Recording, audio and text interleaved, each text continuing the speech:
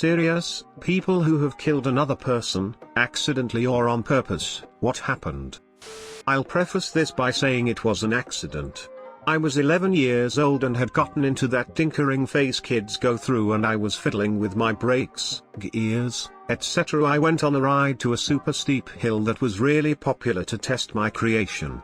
As I was blasting down the hill, the nut that secures the handlebars jostles loose and I lose all semblance of control.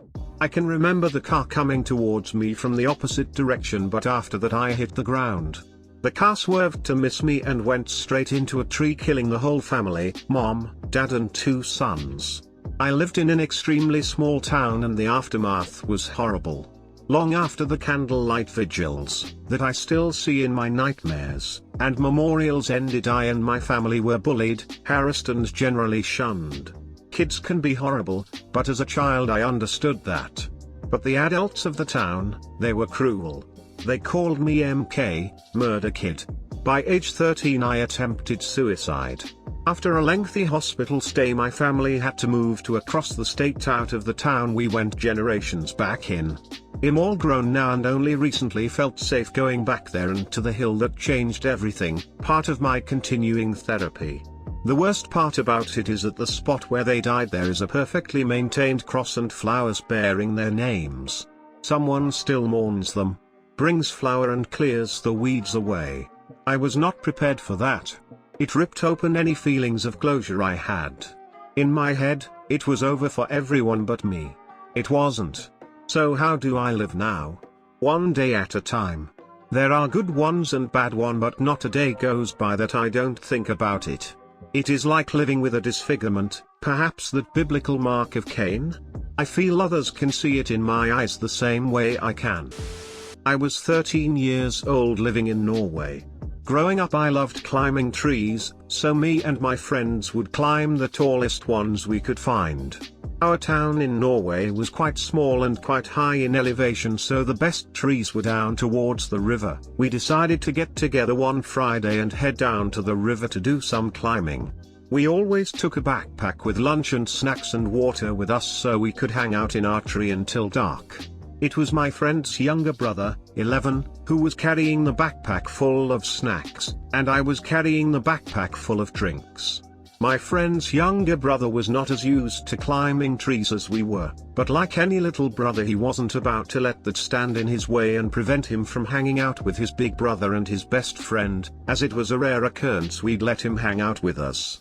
We were almost to the part of the tree where there was a spot for us to all be able to sit. I got there first and I hung my backpack up on a tree branch. I then told my friend's little brother to pass me his backpack so I could hang it on the branch and make it easier for him to get to where I was. While he was passing me his backpack, his foot slipped off the branch and he didn't have the upper arm strength to carry his own weight yet. He fell the whole way down the tree, landed in the river onto jagged rocks and was killed instantly. My friend and I were out of that tree faster than I even thought it was possible, and what we saw that day changed us forever. All he wanted to do was hang out with his big brother and do what the big kids were doing. I feel like if I never told him to pass me his backpack, we'd all be in a tree right now drinking a beer thinking back on all our ventures. But instead, my best childhood friend can no longer be in the same room as me. I have not heard from him or his family in over 10 years, and every single day of my life they pop into my mind and I remember what I did. Everyone tells me it wasn't my fault and it could have happened to anyone, but that doesn't erase the guilt I feel about asking for that stupid backpack. If anyone has a chance to read this, and if you are going to get anything from my story, it's that. Anything can happen, anywhere at any time. And tell those you love, that you love them, because you never know when someone will ask for their backpack. Edit. Wow, thank you so much everyone for your kind replies. I was not expecting any real caring responses. You have all made my day. Edit. Again, thank you to all who have reached out to me, but I do feel obligated to say this. I am not beating myself up every single day. I have come a long way since the incident and it does get easier each and every day. Just because I think of it often doesn't mean it's a negative thing. I think we all reflect on the big bang moments in life when we are soul searching. Love to you all. Edit, well you guys have inspired me. I am going to reach out to the family and see how they are doing. And I cannot thank you all enough, this went way further than I ever thought. I would have been happy if one person read my story and benefited from it, but the amount of messages I have received is overwhelming. Everyone is asking how old I am. I am 27 years old. Update. 2 weeks later, I have talked to the family. Smile. I managed finding him through some friends we went to school with. Apparently he's been trying to find me for the past few years as well, and he has learned to speak English quite well. We had a really amazing talk and I am relieved to know that he doesn't blame me for what happened, and neither does his parents. Again, thank you to everyone who urged me to get in touch with them, and thank you for all of the support. On my first job out of college, I wrote the software used to track tigers so the government of India could find out where they were going and where poachers were poaching. They found some poachers. Now there are fewer poachers and more tigers. It doesn't bother me. People say euthanizing is illegal for humans in the US, but as a nurse, when I have palliative orders, they are to give narcotics and benzos every 5 minutes as needed. You bet your ass they're given every 5 minutes. I have killed people. They were about to die, and I hope that I took their pain away in the process, but the drugs I have given take that pain away and contribute to their death at the same time. That being said, I have never done this without an order from a physician or without family consent. Throw away anyway just in case someone decides to pick a bone. I see you, nurse, here. I would often withdraw care from people on life support. That act of removing life-sustaining medication and breathing tubes is always so strange. No matter how you justify it, you know you are killing the person. Doctors are the ones that write the orders, but they do not carry it out. We do. I totally know what you mean about the pain medication. Simultaneously giving them comfort and suppressing their respiratory system so they can't breathe. Good news, more attention is being brought to this area of nurses and acknowledging nurses can have PTSD from situations like this. I hope you can access the support you need to continue doing your much needed work in our society. I am a locomotive engineer. I drive trains. 13 times in my 19-year career so far. Someone ended up in front of my train that didn't survive. Suicide, poor judgment or no sense of situational awareness combined with a vehicle that takes a mile or more to stop equals death about 50% of the time in my experience. The nightmares of various incidents awaken me regularly.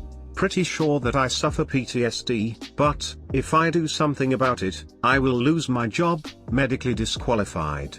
I cannot let that happen at the moment as financial ruin would result. Please, stay out of the path of my freight train.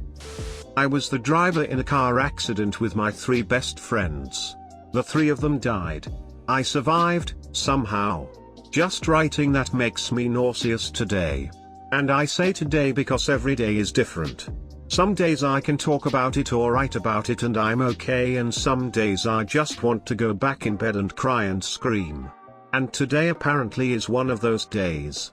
The thing is though, you never really know until something triggers you, and I hate that word, and it leads you into a spiral. Okay, I have to stop writing now. When I was around 6, I had a habit of sleeping on the stairs. One day my sister, who was currently pregnant, was going down the stairs, ended up tripping over me and fell down, hard. She ended up miscarrying. I guess it's not killing someone in a traditional sense, but in a way I did kill my unborn niece/nephew. I never really got over it. It was and still is horrifying to me. I was 12 when it happened, and as much as it was a pure accident, my life was better afterward.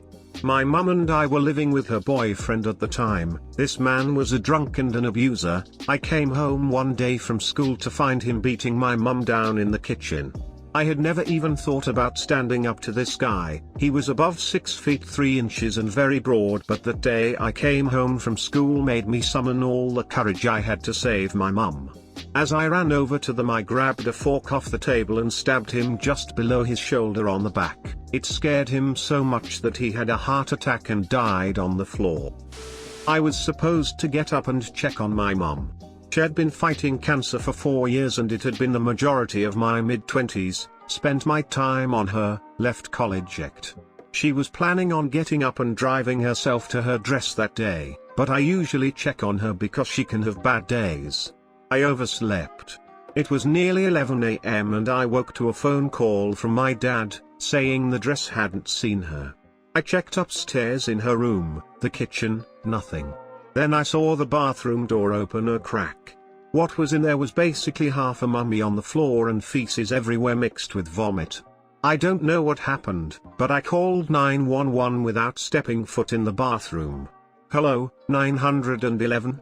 My mom's dead. The flat pan explanation caught the poor guy off guard completely. I mean, I guess I was in shock, but not really that shocked, you know? He was in a full panic. I followed along and pretended to perform CPR. Her eyes were white, she was covered in vomit, ice cold and drained like a mummy. Sometime later, I don't have an idea for time perspective, it was all moving very slowly, the paramedics showed up. We're a small town, everyone knew us. I'm in my underpants, and the lead paramedic is a good friend from high school. The awkward exchange was not something I forget. They pretended to do CPR for about 30 seconds, then get a command to keep working on it in the truck. I messaged him on FB later to ask if that was a show, which it was obviously. He said basically, we always do on deceased at the scene. This was all difficult but just a gory version of expectation. The next part haunts me. I had to call my dad back. He ran home from work. He ran around the house getting her things. He wanted to make sure we had her medical info for the doctors and her medication list. I kept trying to explain we wouldn't need it. I kept trying to keep him in this world. I was too much of a coward. I was speaking in riddles, I couldn't do it. We get to the ER, moved to a small room with cheap furniture you only find in rooms where they tell you people die. The doctor came in and addressed him directly in what must have been at most 4 sentences. And then stared at him after "I'm sorry." It was like he had been run over by a car.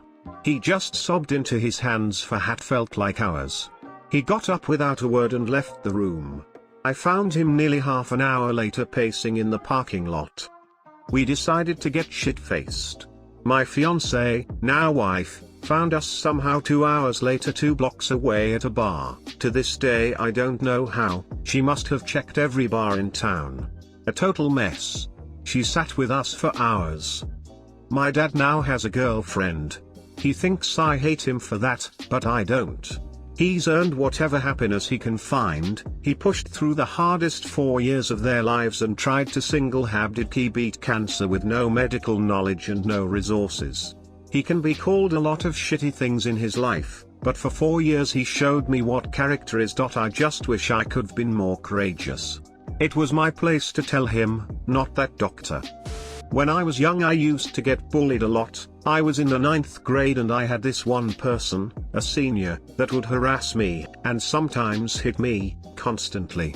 I always tried to just ignore it, but I had to walk outside to get to one of my classes and he knew about it. Not a lot of people were around us. We were on the sidewalk, walking down a hill towards the AG barn. He pushed me and I fell down the hill a little but caught myself. I got angry. Angrier than I normally get. I got so angry that for the first time, I pushed him back.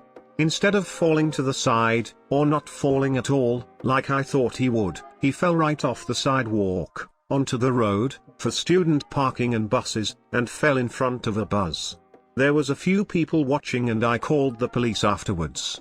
I know he was bullying me. But I have nightmares about what I did still. Because of what the people who saw said, and the camera outside the building. Luckily I never suffered any consequences. But I almost wish I had. That's it for today, Team Astro. Have you ever had any similar stories like this? If you have, please let us know down in the comments section. Thanks for watching. Please subscribe for more videos. Please consider liking and sharing this video and support us. Daily fun facts before you leave. A single cloud can weigh more than 1 million pounds. But yo mama weighs even more.